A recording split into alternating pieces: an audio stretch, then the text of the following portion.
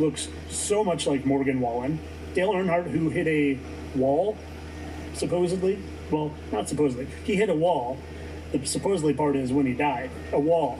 And he looks exactly like Morgan Wall. And he has the exact same giant scar under his right eye as Morgan Wall. And Morgan Wallen sings a song called Number 3, and Dale Earnhardt was number 3. Morgan Wallen sings a song about Richard Petty, and Richard Petty was Dale Earnhardt's best friend and rivalry.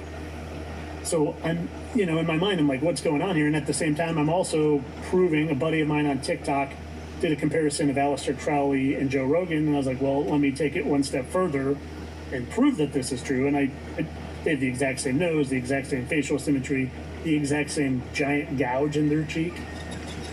So I had proven that all these current day people, Tom Brady, Joe Rogan, Morgan Wallen, used to be these other people, but there was a large age gap all of a sudden. So in my mind, I'm trying to figure out what's going on. Obviously, I'm 2 years into the truther world, so I know about, I like to call it a Brinabrome for censorship purposes. So I go down the rabbit hole of seeing how young blood is scientifically proven to restore youthfulness and heal skin. And you see Kim Kardashian doing something called vampire facials, where there's literally blood all over her face, and you see her mother looking 50 years younger. So I went down, I was calling them vampires because there was a lot of blood involved. But this is when I was like, aha. The fallen angels are here, which I already knew, but they're not behind the scenes.